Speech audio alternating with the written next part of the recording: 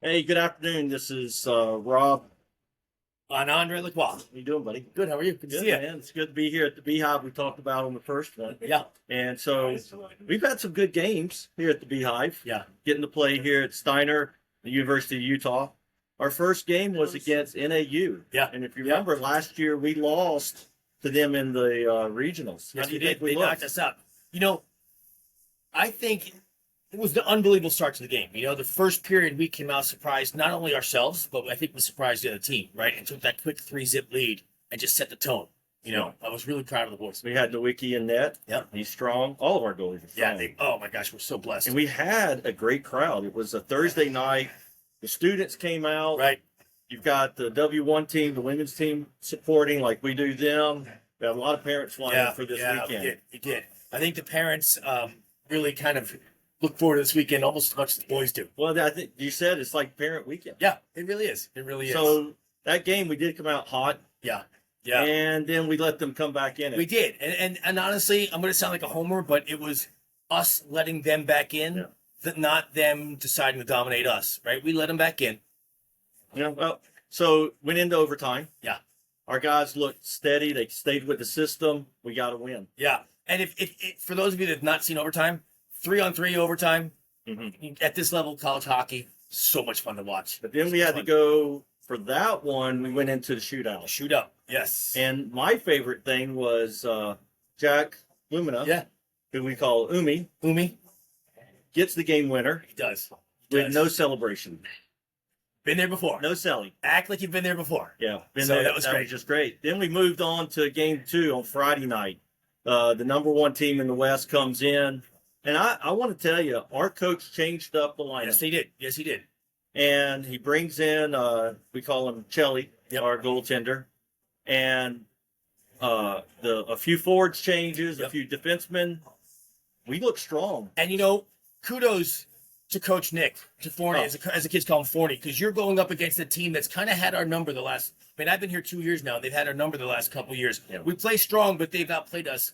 And for him to make that decision was a strong coaching decision. And it paid off. It paid off for the most part. I know the ending wasn't what we wanted.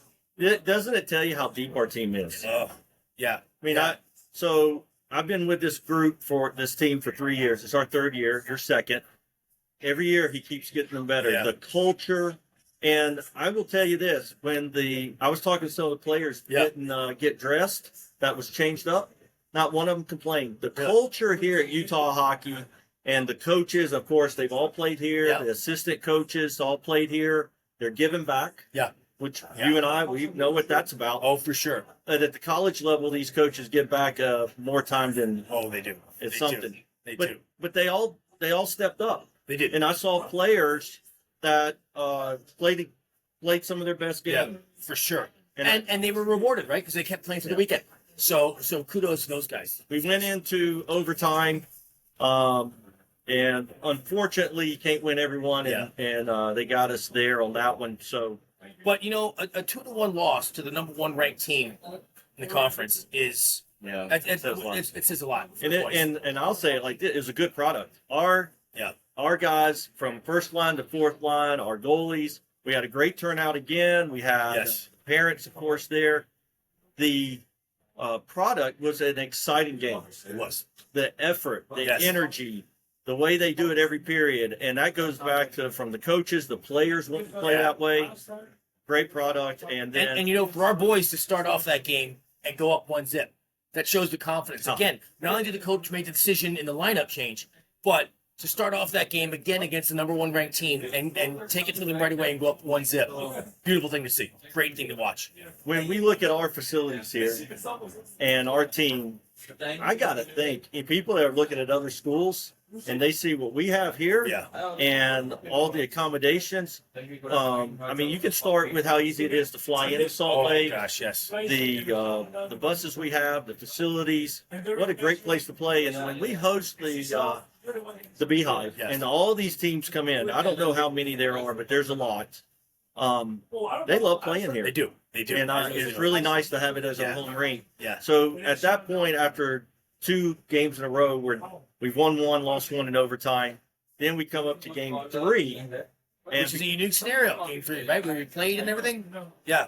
Yeah. And it wasn't an easy game either. We had to play Providence from Montana. Yeah. We played them earlier this year. We came out with a W. We did. And what a great time. But I say that they came out hard. So for those of you that didn't get to watch it, we actually played up in Park City. So it was a home game, but wasn't our home rink. So it's a little bit different for the boys. The boys, to my knowledge, at least for the last 2 years, never played up there. So it was a unique scenario.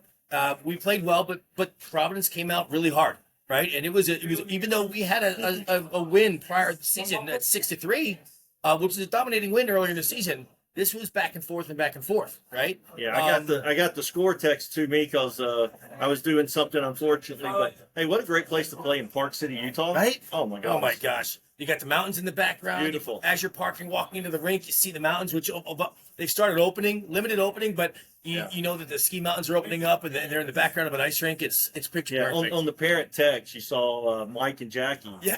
Are already skiing. They're already skiing, yeah. Day of the game, we had some parents out there skiing before going to a game. Is there anything better than that? Yeah. For sure. 1 o'clock face off, and they're getting some runs in. Yeah. And so we, here at Utah, we have a parent chat. And it's great information to get to the parents, what we're doing, who's in town, where we're staying, who's going out to eat dinner. And that goes back to what we said in episode 1, the family. Yeah. And so we get some funny things coming around. I saw your little chirp at me. I like it. But also, I watched Rob give me a chirp, and I got the power of the mic. Yes. So to Rob, be careful, because I've got that. And so game 3, I did see we were down 1-0. We were. But I don't think we were down after that. No. And it took a little while. I think maybe the boys were a little surprised, right? Again, it's only human to kind of have in the back of your mind the way the game went last time, right?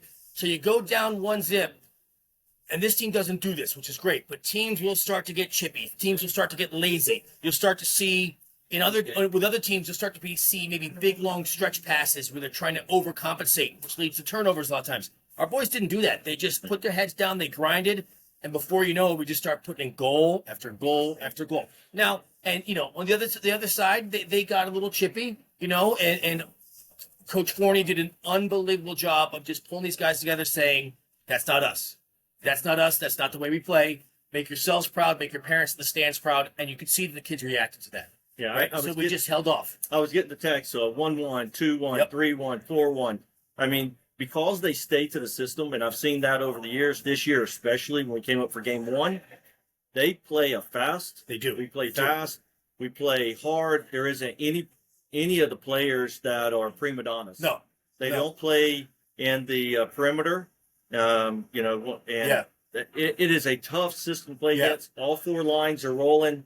And he's got kids that didn't dress that are going to replace it. So when we go into 4 games, like we had here, we are game 3 now. We've got 2 wins, 1 overtime lost. We've got energy. They've got legs. And now we're playing game 4 at noon. Yeah. Against the University of Montana. No easy games this weekend. No, not at all. Montana, for those of you that don't know, Montana had us last year at 5. They beat us 5-1 last year. Now, last year's last year, right? And again, kudos to the coaches and the captains that probably, I'm going to guess, make sure the kids didn't focus on that, right? But we came out super, super strong. And one of the things, to your point about the aggression, I will say that when you watch this game, when you see us on the penalty kill, the PK, we have probably one of the more aggressive PKs you'll see. So we never give. I don't care whether it's the number 1 team in Montana or somebody else.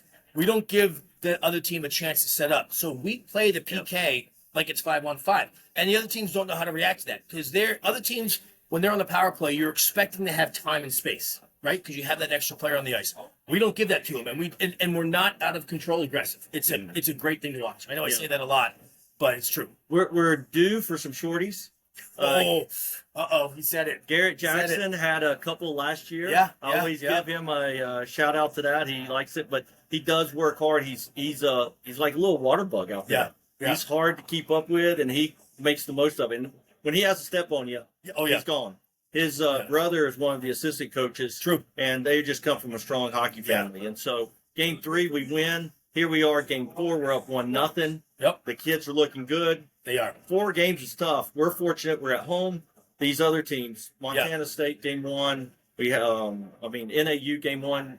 I got to say the player of that game was probably our goalie. Agreed. If I was thinking about it in the wiki. Yes. Nick, I don't know if I've ever played against a goalie that's so tough as the wiki. That guy fights on every shot. Yeah.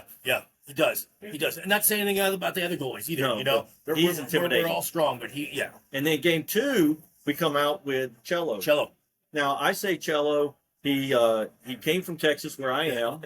I don't know how to say all of his name, but I really love the nickname. Well, a boy from Texas named Marcello, to my understanding, and I'm sorry, Marcello, if I'm saying it wrong. To me, that's an Italian name. Yeah. For a boy no, from I Texas. think it's Mexican because okay. He says on his lineup he also has Irving, Texas, and Mexico. Well, there we go. I stand corrected. And I met his sister who plays on the women's team, good. W1 team. And so he's outstanding. But I like what you said when we talk about Umi.